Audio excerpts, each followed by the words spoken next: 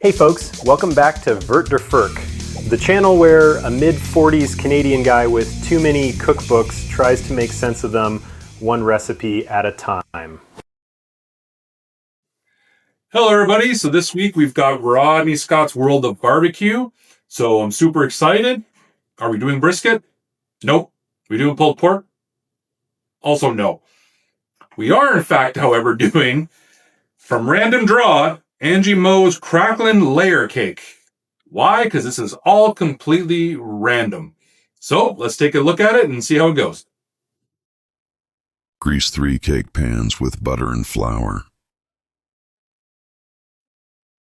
Cake ingredients: flour, kosher salt, baking powder, eggs, whole milk, vanilla extract, unsalted butter, sugar.